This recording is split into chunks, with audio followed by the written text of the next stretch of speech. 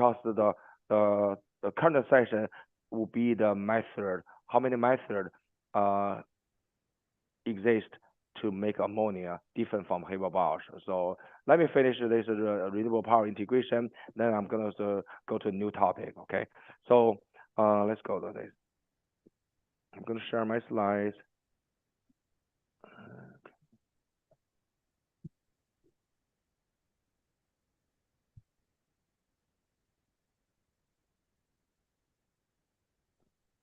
I need to find my slides. I have so many things open.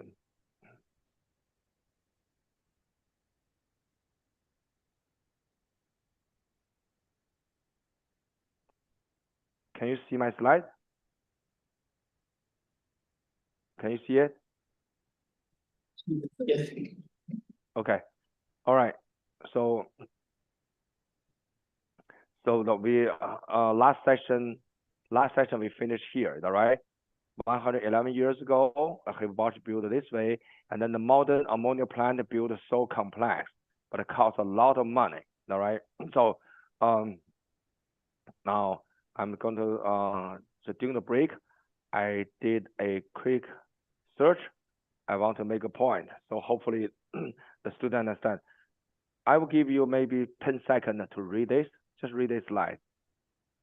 In engineering design, the 0.6 power rule is a commonly used rule of thumb stating that when scaling up a capacity of a piece of equipment or a plant, the cost will increase roughly proportionally to 0.6 power rule. Okay, so I want to show you a quick calculation here. It's going to be good for your student. I used to do engineering design and also estimate, and then you know, when you look at a new technology, you have to roughly have some idea on how much it's going to cost and to build. Okay, so if somebody tell you one thing, you need to have a baseline. What's the baseline? The baseline today is ammonia plant at a capacity of 1,000 tons per day. The CapEx will cost $1 billion. Everyone knows this, okay? Everyone knows. So my question to you is, what will be the estimate cost of a 2,000 ton per day plant? Or what will be the cost of 5,000 ton per day? So I mentioned to you about 0.6 rule, all right? When you do the engineering design, this is a rough estimate used. Let's do a calculation. If you scale up from 1,000 ton to 2,000 ton per day, and then you double the capacity, you are not necessarily double the cost because of economy of scale. So the rule of thumb will be 2,000 divided by 1,000, and then go to the basically multiply the 0.6 power times $1 billion, and with 1.52. Remember I told you the 1 billion. So now you said I'm going to scale it down from 1,000 tons per day to 500 tons per day, and then it's going to cost you not half. It costs a little bit more than that. So scale down is not economical because you need a lot of things, but your product sale will not offset the capital. Okay, so I don't want to go to economic, but I want to show you. So I'm going to make a point here. So I think I will send this to I think on day 4 we have case study. This is going to be case study for the day 4, and then I want to give you some of the data. I want us to, instead of wasting our time in the lecture, I want you, this is more like either you call homework or I would say pre-study. I'm going to email this to Dr. Anand. Everyone look at this slide, and you will see you have to scale down the Haber-Bosch production, and because the renewable power, any solar wind farm, if you look at the energy, the production from renewable power will not sustain a 1,000 ton per day. Okay, so that means no matter what you do, even in the United States, we have so many solar and wind farms. One location, the solar and the wind, if you turn that into hydrogen, the production of ammonia is not 1,000 tons per day. So if you adopt a Haber-Bosch plant, you have to scale down. The scale down costs you a lot of money based on the calculation. I'm talking about per unit cost. So this basically force you have to look for the process other than Haber-Bosch, which means don't follow Haber-Bosch because Haber-Bosch costs you so much money to scale down. So you have to start a new technology. That's the point I try to make. By going through this case study, you will understand why today we want to use the microwave, we want to use the plasma, we want to use the electrochemical rather than Haber-Bosch to make ammonia. So this exercise will basically tell you the truth. Okay, you have to do the calculation. I'm not going to go through, waste your time in the classroom. I'm going to send to Dr. Anand. Okay. Right, talking about the new technology, solar and wind. So this is a little background. I'm going to show you the why we in the United States we basically started the microwave and plasma ammonia synthesis. Here's the background. If you look at the map of the United States, and then look at my circle on the left hand side. Okay, here I'm going to make a point. Okay. Let me expand it. I want to find my pointer so you can see better. So basically this is map of US, and then if you look at this right circle in here, in this region, it's the Washington State, Oregon State, Nevada. There's so much because those are the air. There's so much open area. There's no farming in there. So the industry and then the small and the large industry company build so much solar and wind power in that area. The whole idea is to supply the renewable power to the state of California. California is here because California go green. You like every day you see the California build a renewable power plant. So that's what they want. So it's not enough. So the adjacent build so much solar and wind. But the trouble is, as I mentioned, when you build a solar and a wind farms, you have to make sure you have electricity transmission line. All right. Remember in the hydraulic in the old days, in 100 years ago, when they built hydraulic the power station, they build basically the power grid transmission line, but now necessary for the solar and wind because they don't consider that. So when you build so much, and then the capacity is good enough to supply the California. But today, California is not fully green. That means California power generation still depend on the natural gas. Why? Here's the why. I don't know if any student who are in a mechanical engineer or electrical engineer has ever seen the shape of this curve. It's called the duck effect. You see the duck on the side? I'm going to minimize this. Okay.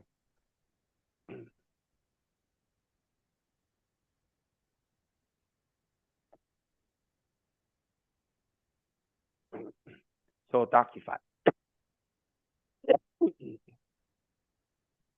This is something you have to watch. When you try to utilize renewable power. The shape of duck is more like this. So basically, they tell you. Let me back up.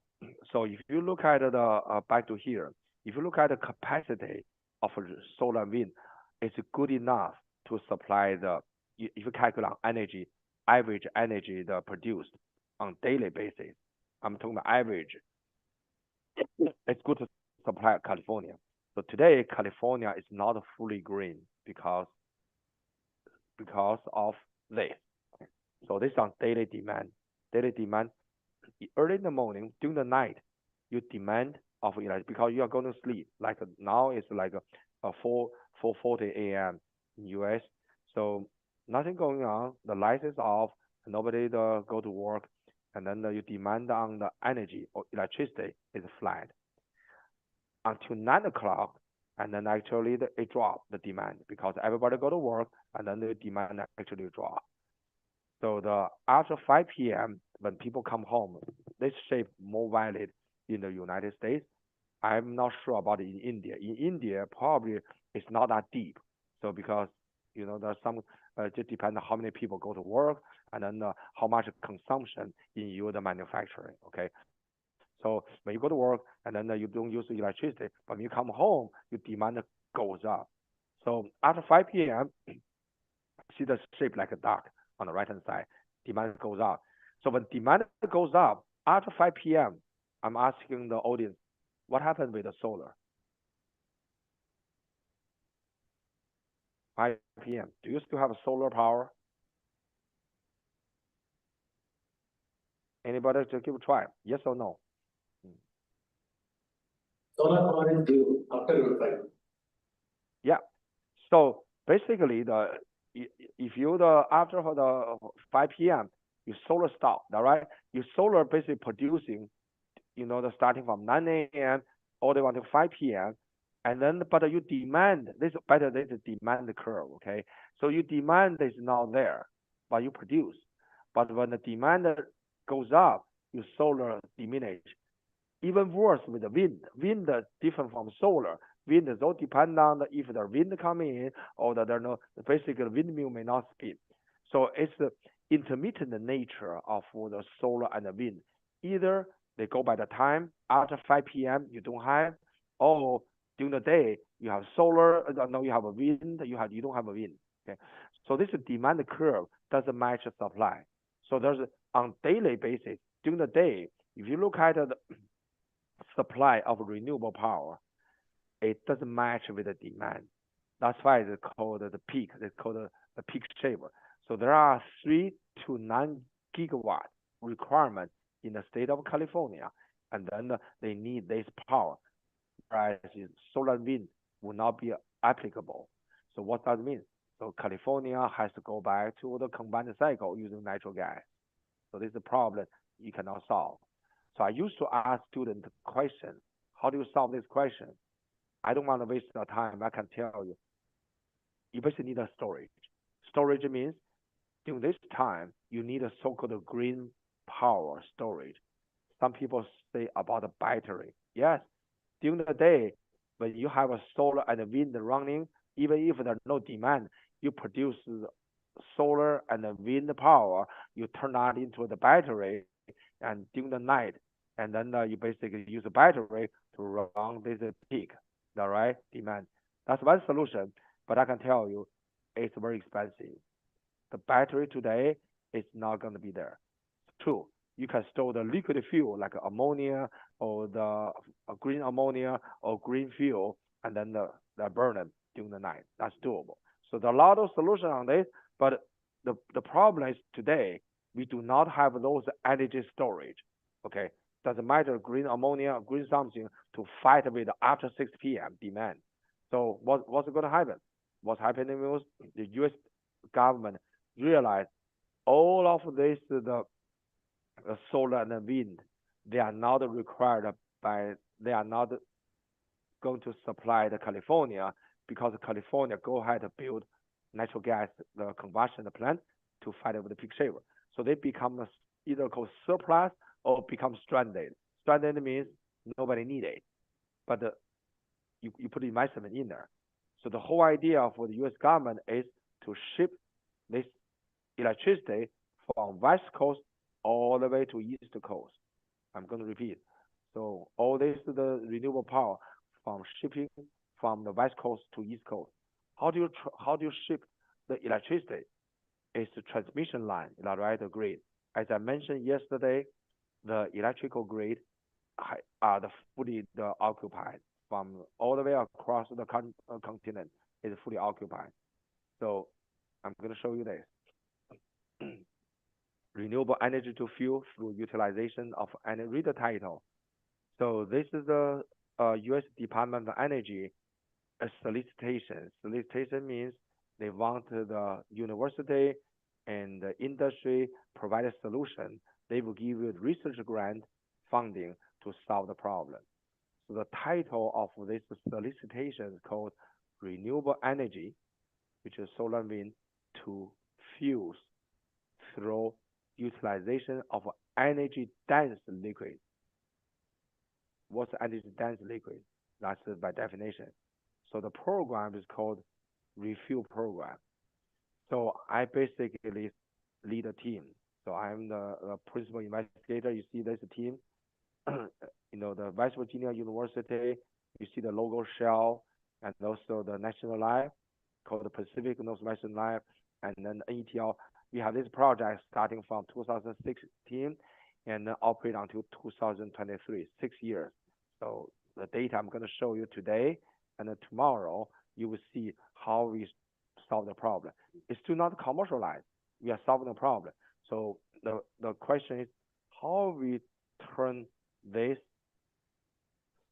wind and the solar into the energy-dense liquids and then use the pipeline to truck transfer or transport this energy-dense liquids from west coast to east coast without using the power grid. It's more like science fiction, all right? I used to have this problem I teach another class. It's called oil gas refining chemistry. And then I used to post this and to the audience. I probably will, in the interest of time, I'm going to save this for the case study. So basically the case study will be like this. You have unlimited renewable electricity, unlimited. Just think about it, it's free. Well, by the way, renewable electricity is now free because you have to do a lot of maintenance. Okay, just think about free because it's stranded. Remember, California doesn't need it because when they need it after 5 p.m., you don't have it. So how do we transmit this electricity to another location without using the transmission line? That's number one question. But you are only given resources of air and water. What's in the air? Air has oxygen, nitrogen, and maybe a little bit CO2 and water. So think about this. I think day 4 and 5, we have, let me look at my, so day 4 and 5, we have case study. I'm going to do this as, yes, day 4 and 5. Today's day 2. And we have case study. I'm going to have this doing case study. So you can have a group talk about this and pre-class or in the class. I want somebody to tell me the chemistry and how you do that. Okay. So I'm not going to tell you the answer, but I'm going to skip this. Okay. So basically, so here's what I would say one of the solutions. There are many solutions. To solve the problem, this is one of the solutions I'm going to tell you. But on day 4 and 5, I want the most solution. Doesn't need to go to through the ammonia. You can go to some other liquid hydrocarbons. So this is one of the solutions I propose with this team. We received $3.1 million, and then we do this research for 6 years, and then here's a solution we have. In the water, we do electrolysis. Air, we can do separation. Air separation based on the cryogenic. Keep in mind, I give you a condition. This is the unlimited solar and wind, is that right? If you give me free electricity, I can do the cryogenic. Basically, I freeze the air and separate nitrogen. Hydrogen, nitrogen coming out, and you make ammonia. Ammonia, which is liquid, can be transported and as energy storage by truck, by railroad. And ammonia, instead of burn ammonia, I can use as a fertilizer.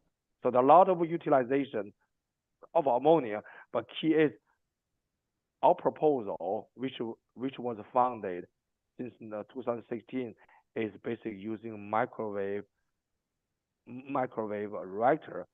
Why we use microwave reactor? Because of economy of scale. Economy of scale means with the capacity of solar and wind, if we build a Haber-Bosch plant to make ammonia, it's only 100 tons per day. Remember, Haber-Bosch plant is 1,000 tons per day. So scale down Haber-Bosch 10 times costs a lot of money. So this forces us, we have to think about non-Haber-Bosch technology, which is microwave. Okay, so that I will have a lecture, 1 hour lecture, going through why microwave, how in principle microwave works in activating the nitrogen and hydrogen, and then how we change the Haber-Bosch reaction.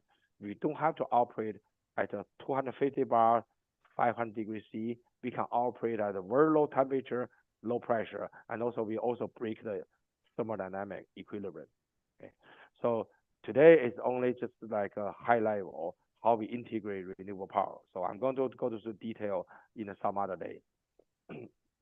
Remember, I mentioned about the intermittent nature of solar and wind. Remember, the solar goes down, so that means you have to shut down the ammonia production unit on daily basis. By the way, Haber-Bosch plant, because it's high pressure and high temperature, it takes you 3 days to start up. 3 days start up means you have to really slowly increase the temperature from ambient to 500 degrees C, slowly increase the pressure, and then to the 250 bar. That process takes 3 days start up. To shut down, you have to do the same thing. You have to slowly cool down the reactor. You have to slowly release the pressure. So Haber-Bosch plant startup shut down 5 days, but solar and wind only operate 10 hours. You cannot use Haber-Bosch, not just economic reasons, but from engineering point of view, it's not designed. Haber-Bosch is not designed for startup shutdown. However, microwave, you can do that. You use a microwave of oven at home, right? And then you can basically click on the button, you heat up your food for like probably 10 seconds or 30 seconds, you heat up, all right? It's quick startup, quick shutdown. But the microwave reactor in my laboratory or industrial use is different from microwave oven you have.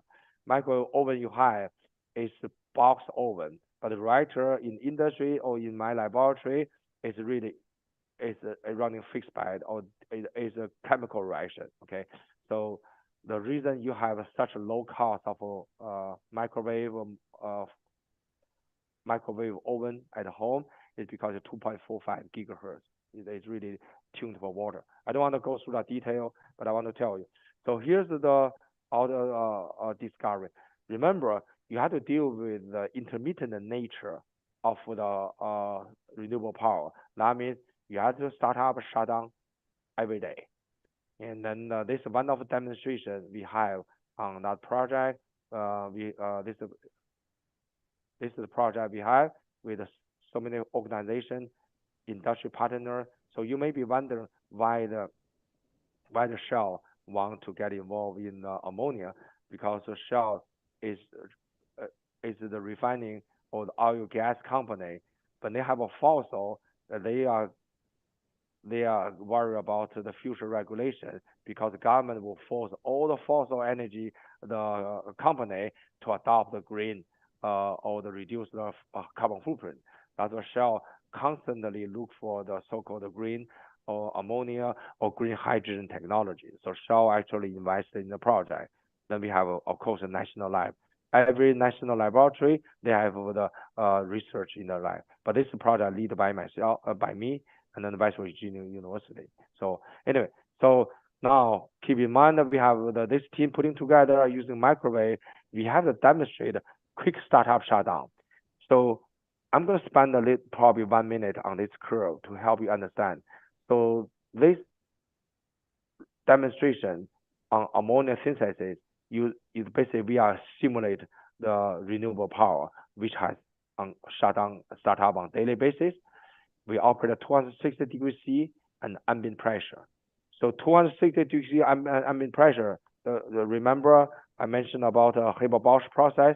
What's the temperature? 450 to 500 degrees C. Pressure 250 bar.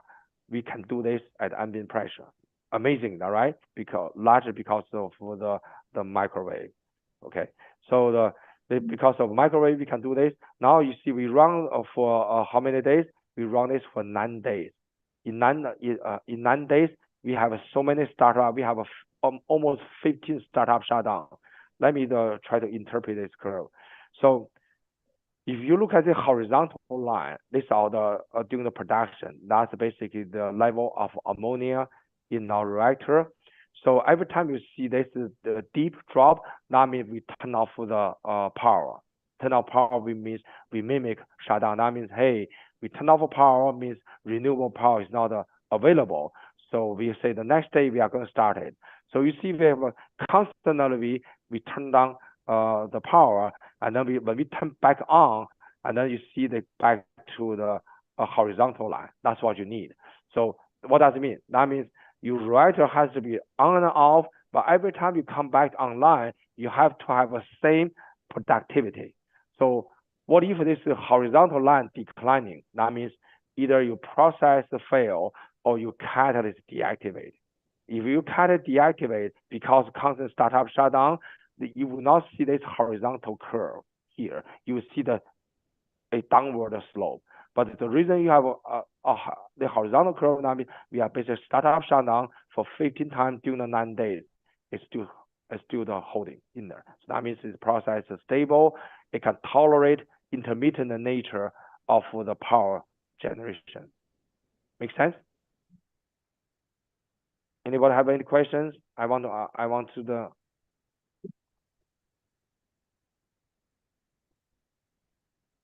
Hello, sir. Yeah, go ahead.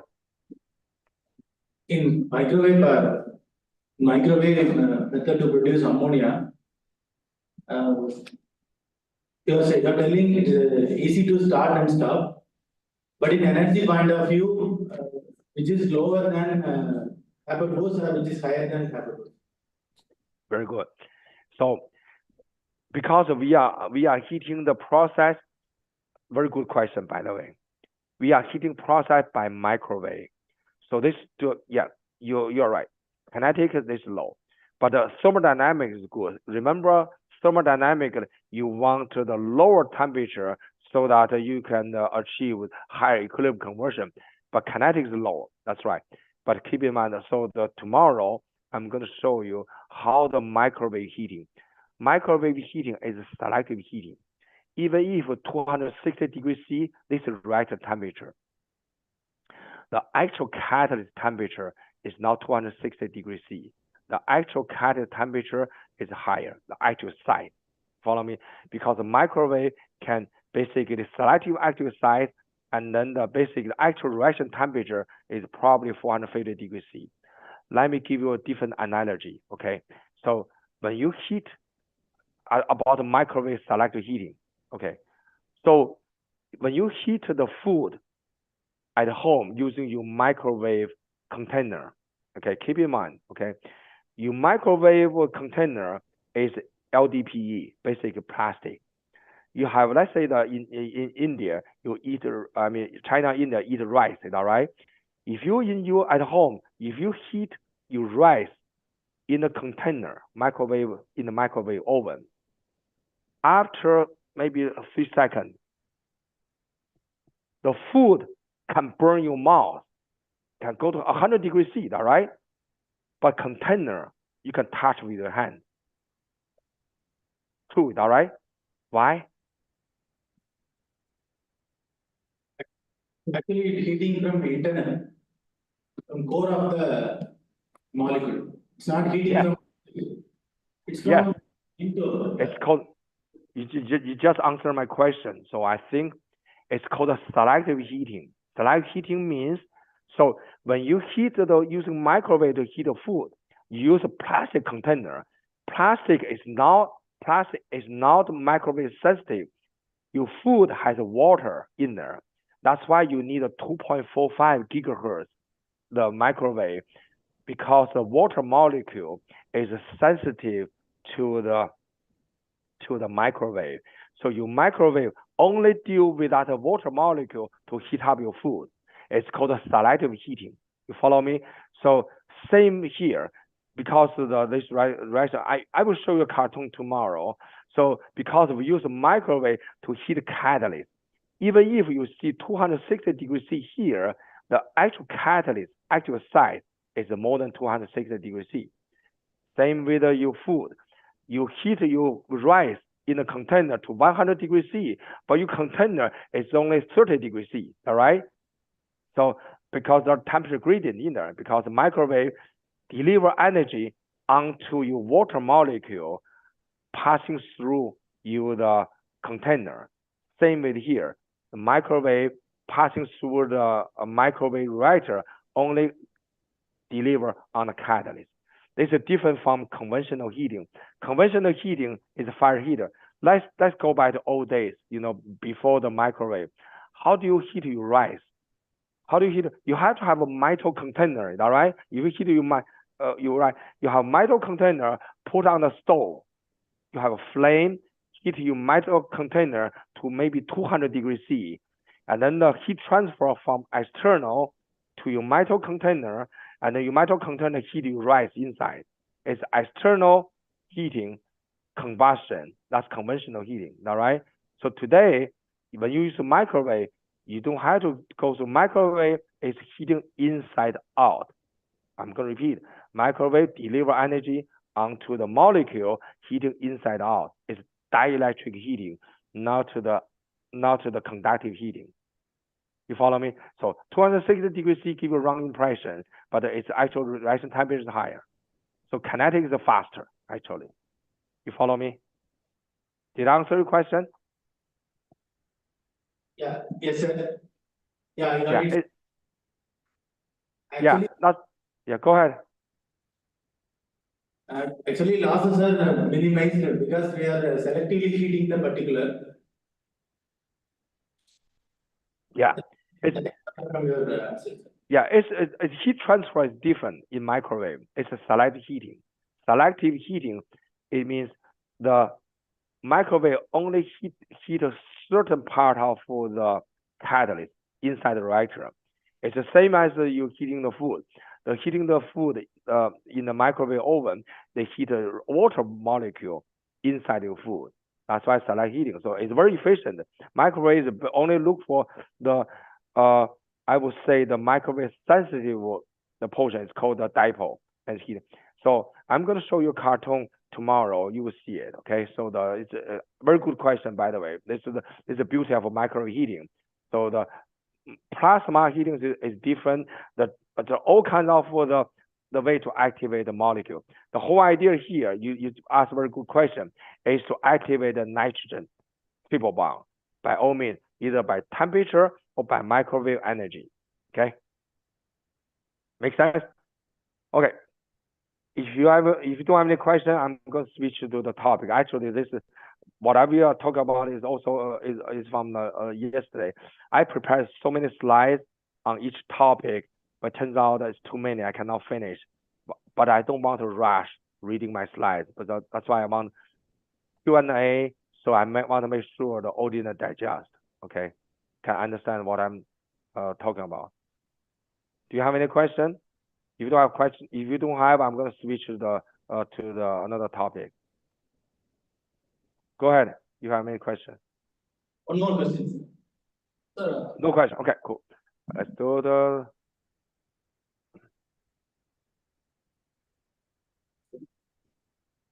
Okay, I'm going to close a couple of my windows so I can find the correct lecture notes. Okay. I just have so many things open.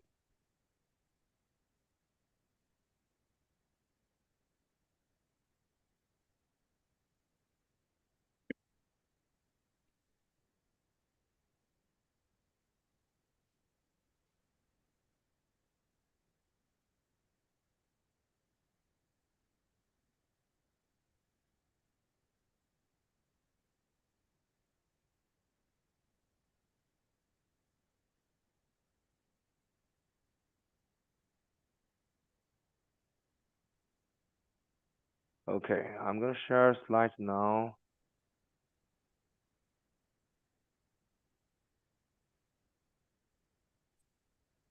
Hold on, I need to share the slides.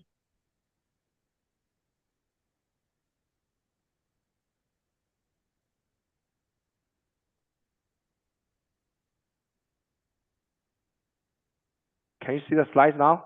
So basically, this section topic is the overview of green ammonia synthesis. We spent a lot of time on Haber-Bosch process.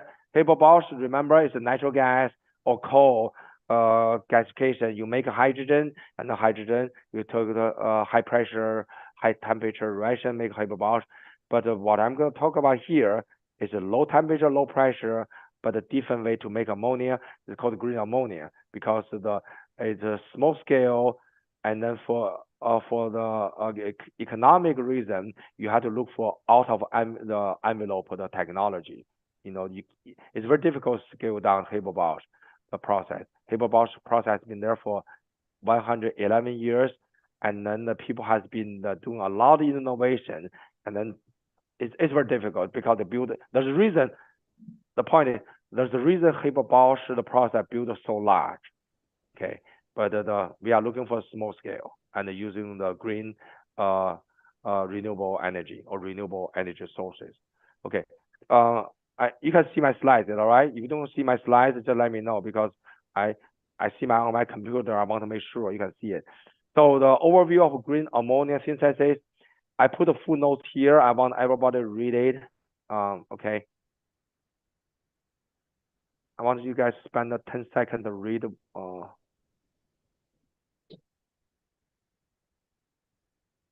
So the images are used for the purpose to discuss with the students in the classroom. The slide cannot be posted online unless the copyright is obtained from the original sources. So some of these slides I did an internet search is really for the classroom illustration. Otherwise, when I teach the in person, I used to draw on the blackboard or on a whiteboard on the process. But since I'm teaching online, to save everyone's time, I don't want to draw on the slide. That wastes a lot of time. So I kind of cut and paste from the law literature. But since I'm so busy, I don't have time to cite or to put a footnote here. For example, this one is from such and such a literature. I don't have time in there. I know it is recorded.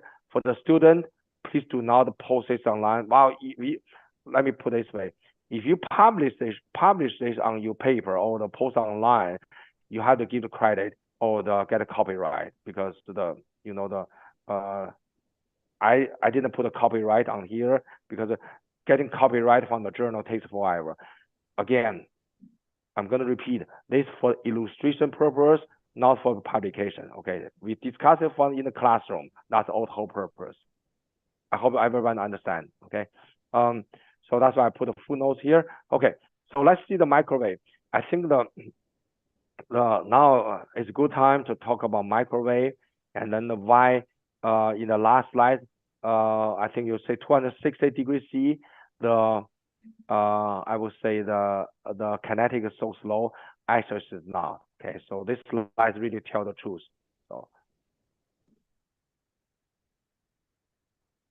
if you look at the microwave heating is basically on the left hand side transmitter going through a reactor. Okay, so it's different from conventional heating. Conventional heating basically they go this way. The temperature. I'm drawing a line here. All right. So if I write it down.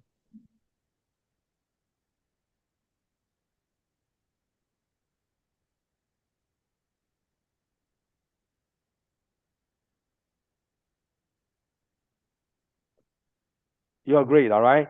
So basically conventional heating, basically if I have I would say fire heater combustion, I want to heat this reactor, all right? So then it's either called conductive or convective heating. You agreed, all right? It's high to low.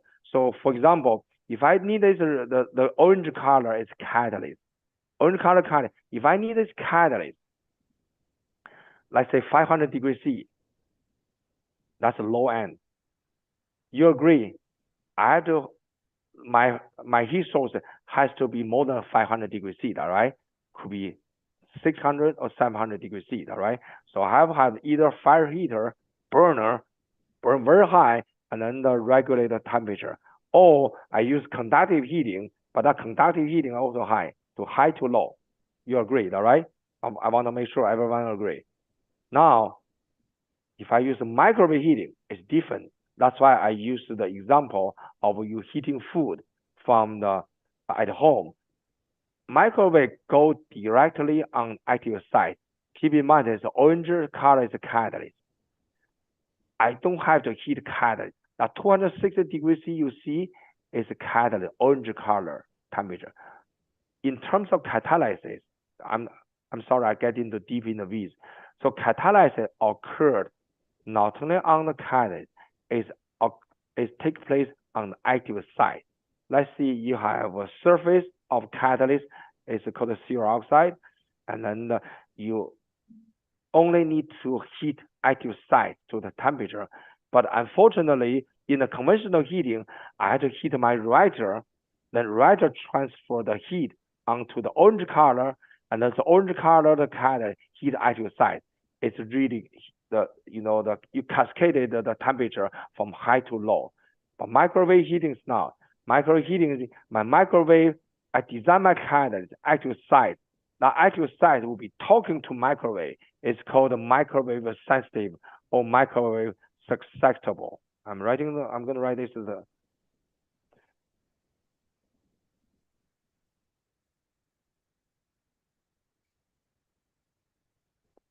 It's called, you see the wording I put in here, it's called microwave susceptible or microwave sensitive. So all these active sites are designed to be sensitive to microwave. So that means my orange color catalyst can be 260 degrees C. My active site already reached 500 degrees C. Keep in mind, this reaction, nitrogen-hydrogen reaction, occurred or take place on active site. Okay, this is the beauty of the microwave, or this is the advantage of microwave. Okay, so plasma is different. Plasma doesn't heat the catalyst, but plasma heat species to high temperature. That's a different story I'm going to talk about. I'm going to pause here. I want to ask a question. Anybody understand today's topic is a different approach method to make a green ammonia. Microwave is one of methods. Tomorrow I have a full session to talk about microwave catalysis. Do you understand this slide? Anybody have any questions from audience? Microwave selective heating, microwave deliver energy onto the active site. Ask a question, please. Go ahead. Hello, sir. So, go ahead. One question from microwave catalysis. Actually, in microwave catalysis process, we are heating the catalyst with the head of microwave heating, so that that catalyst alone getting heated. The gas is not heated. What I understand from your slide and from your explanation, microwave heating only applied over the catalyst. It's not applied over gas. So gas is at normal temperature. Catalyst is at high temperature. Yes. Yeah. It's from heat from inside out. Correct. That's perfect. So basically, microwave reactor is a cross tube. It's a glass reactor. It's more like you use plastic container in your microwave oven. So basically, it's not hot. So it's transparent. So very good question. So if you look at the conventional heating, okay.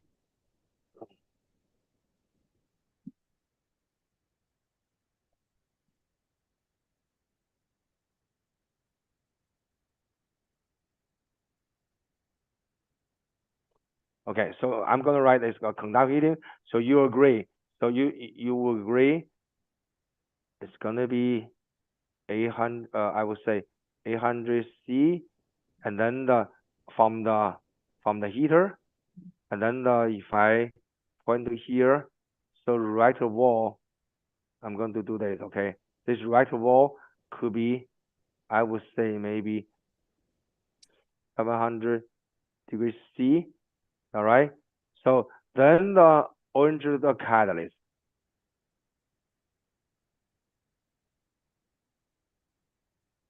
So this orange catalyst would be, I would say, probably the 600 C. And then on the orange color catalyst, remember I have active site. So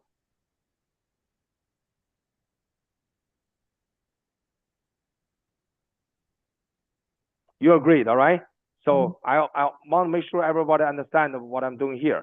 So in conventional heating, let's say by conductive or convective heating, you have a heater set up at 800 degrees C. Your right wall is 700 degrees C, all right? Because of the external heat transfer.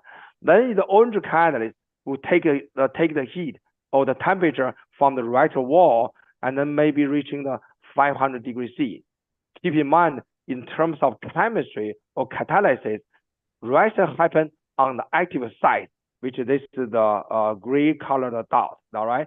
You want active site 500 degrees C. So the heat transfer is from high to low. But microwave is different. Microwave actually, this right tube is glass. Actually, it's a coarse tube. Microwave penetrate as if you don't see it. It directly interacts with this active site, make it 500 degrees C. It's more efficient.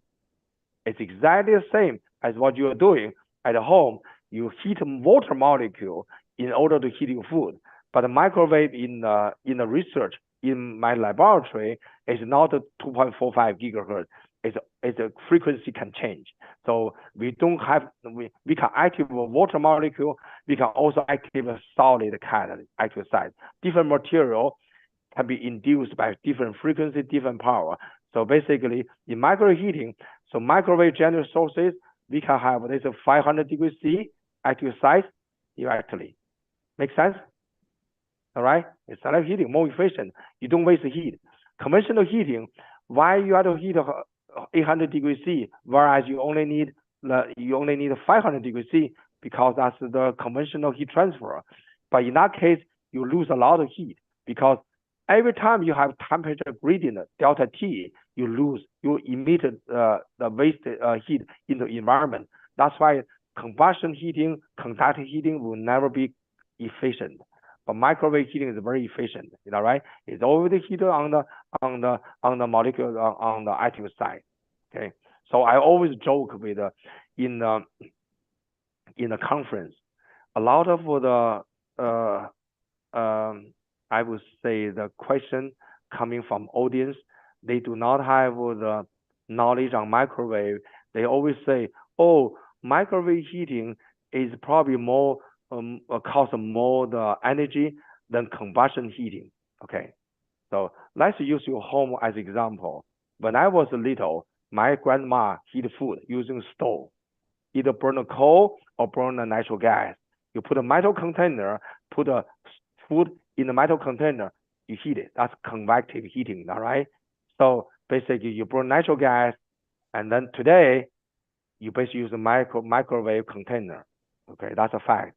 So when I see that question, basically saying, oh, microwave costs more energy, I always joke with them, you have a microwave at home, do you? He said, yes. Have you seen your electricity bill has gone up? He said, no. I say, you answer my question. If your electricity bill because of microwave oven has gone up, that's a problem. It's a selective heating. Selective heating means it's more efficient. You only need just energy heated your food. That's it. I'm pretty sure everyone in the audience, you use microwave in school, in university, at home, all right? Do you worry about your electricity bill? I doubt. That's all because selective heating. Anyway, I'm joking, but I'm right. It's worse. I think I oversimplify microwave heating, but there's more than the selective heating, because microwave has microwave is electromagnetic field. There's electric field, there's the magnetic field. We are going to talk about magnetic field in the next couple of days. So it's more than just the heating. There's another I would say another magnetic effect causing the catalysis. Okay, all right. So this microwave is an unconventional way to make ammonia, and then that's what we are doing. So okay, let's see another way, electrocatalysis. What's the electrocatalytic process? Obviously, you see this cartoon before. It's all about you need to revolutionize or basically change the Haber-Bosch. What's a Haber-Bosch? Haber-Bosch, basically you generate hydrogen using the steam reforming, all right? So electrocatalysis, as I mentioned, you use electrolyzer and generate hydrogen, but you still have to depend on the Haber-Bosch. Yesterday, we already talked about this, the disadvantage of this. Advantage of this, you generate green hydrogen. The whole process doesn't emit the CO2. The carbon footprint is low. You agree, all right? Because you use the green electricity, whereas Haber-Bosch you use natural gas. But the downside or the disadvantage of this, remember we say electrolyzer is difficult to scale up, the cost of the hydrogen, and also the resources or the supply of the cathode, which is what you call that iridium. That's there's limited supply in the world unless somebody else find out there's a reserve. But so far, based on the projection, it's not enough to supply the whole world. Okay. So anyway, the electrolysis very simple. You produce hydrogen, and then you use Haber-Bosch. I would say this is more like a hybrid mode. It's still Haber-Bosch, only thing you change the hydrogen. It's different from microwave. Microwave, basically, you change the Haber-Bosch process. It's not going to be Haber-Bosch anymore. Okay, so let's go to the next one. If you have a question, take a microphone. Just don't wait until I ask you. Okay, so you take a microphone saying, I have a question, Dr. Hu. I'm going to stop here. So let's do a little bit more detail on electrochemistry. I know there's only one chemistry student, but I hope you mechanical engineering student still memorize you high school the chemistry. So it's electrolyzer. You generate hydrogen, and then basically hydrogen and then generation is from one side, and then ammonia from the other side. So this is the innovation. Okay, it's different from here. Electrocatalytic process. Here, you only change the hydrogen production. You still feed hydrogen into the Haber-Bosch process. Now I'm talking about something different. So this process, basically, you produce hydrogen on one side, on the anode side. Then the hydrogen basically is not hydrogen, it's hydride passing through this is the membrane, and then react with the nitrogen from ammonia. It's pretty cool, all right? So I'm going to ask you a question now. So this is different. This is revolutionary change. Revolutionary change means there's no Haber-Bosch anymore. There's no the hydrogen is not from natural gas. Ammonia is not made by Haber-Bosch. Ammonia is made by electrocatalytic process. This is the ambient temperature, ambient pressure process. Okay. So hydrogen produced from one side is called the anode of electrolyzer, and then ammonia is produced from another side called cathode, nitrogen. I'm going to pause here, and then I want you to read the question.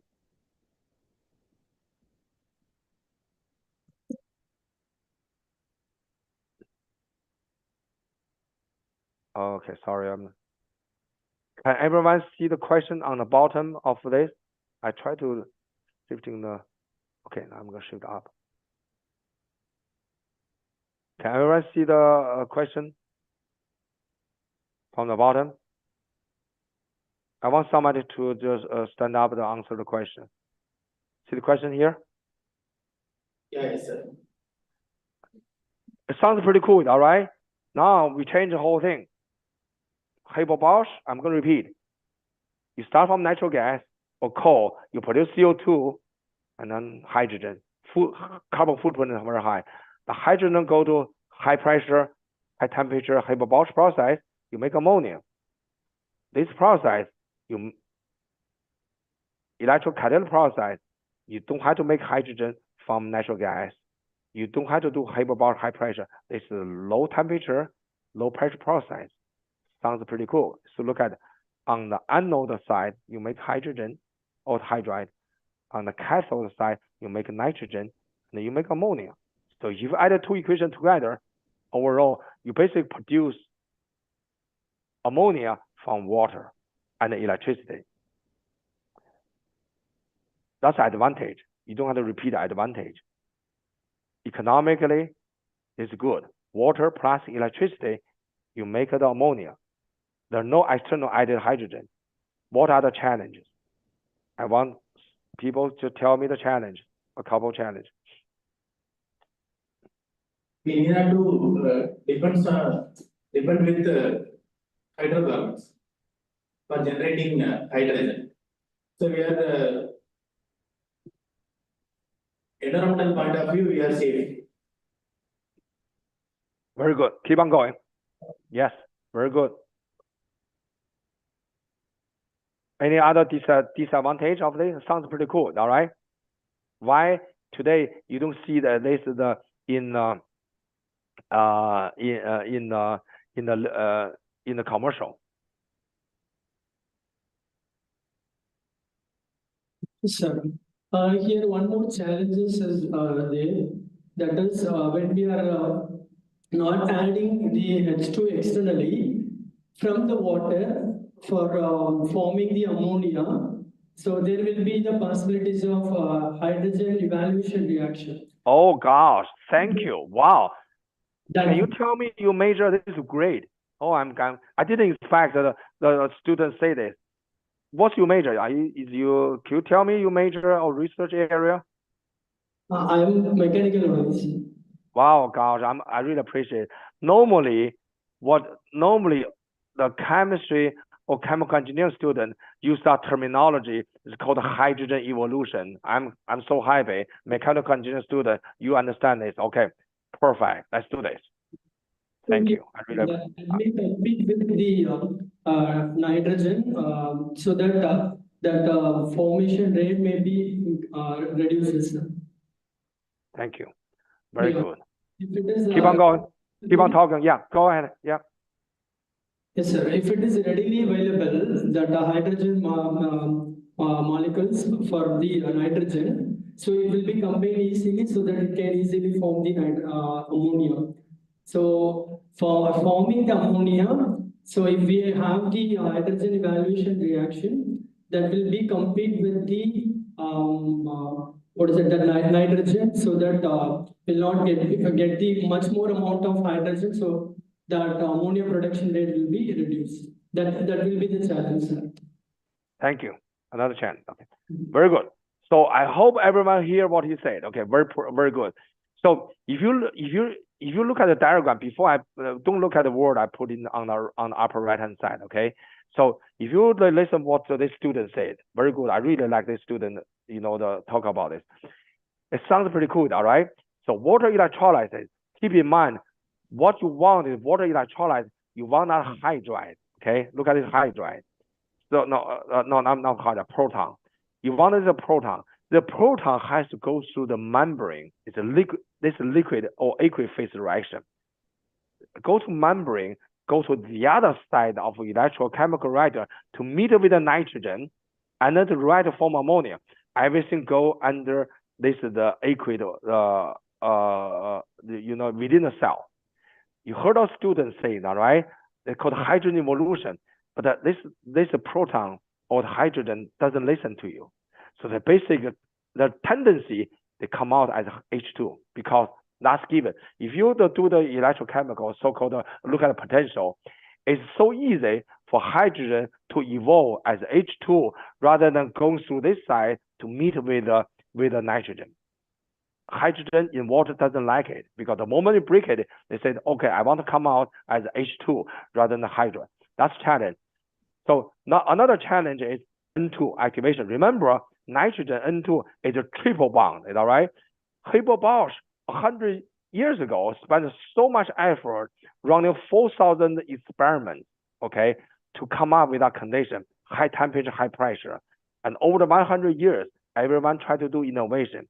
And everyone want to activate nitrogen. Even microwave I talk about, the whole idea is to activate nitrogen on the catalyst. So the challenge here is the low temperature, even lower ambient temperature. There's no temperature. You are relying on the cathode, catalyst, and also electricity, and then to activate nitrogen. It's very difficult. So I can tell you, I can show you the data. So from this process, the yield, I know we are running out of time. We are going to continue. I'm going to finish in 1 minute. So the yield of the ammonia is a ppb. And you even don't see it.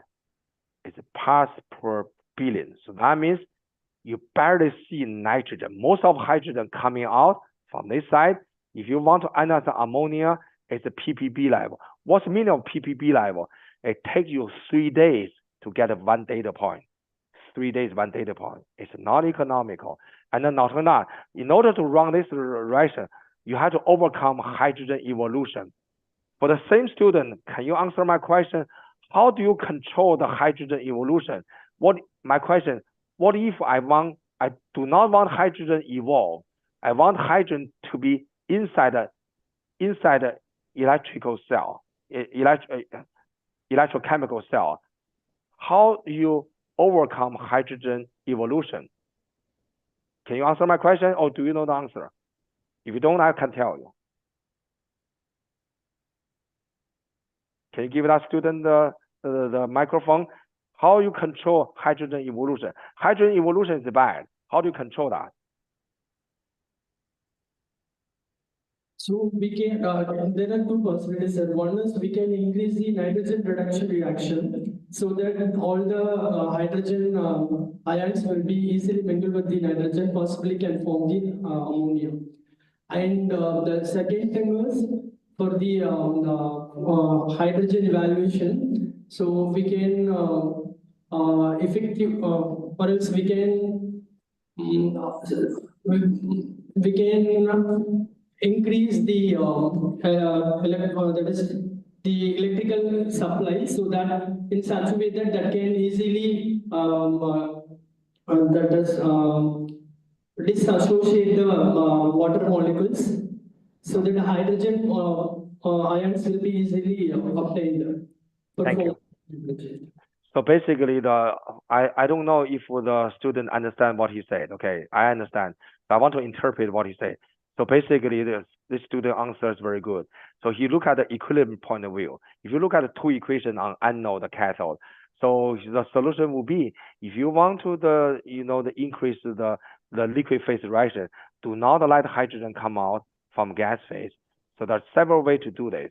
So first answer, he said, we increase the ammonia production. That means you drag the equilibrium from the to the right-hand side. When the ammonia going this way, they drag the hydride. When you have hydride moving from the left to the right, so they basically shift the direction. That's a very good answer. In order to do so, you have to make anode and cathode super active. Super active means they are the kinetic very fast. That's catalyst. You have to develop catalyst, put on cathode to enable faster kinetic of this reaction, to enable fast kinetic of this. There's another way from the engineering point of view, or if you look at system engineering, to overcome hydrogen, it's called overpotential. Overpotential means you basically put a reverse, you put the so-called high voltage on the electrical cell, and then basically inhibit hydrogen formation. You can do that. It's called overpotential. That means you basically have the high voltage just to counter on the hydrogen formation. There's a terminology in there. But increase the voltage, of course, you spend more energy, all right? So there's a lot of disadvantage on this, but there are advantage will be you don't need the hydrogen. It's a revolution change.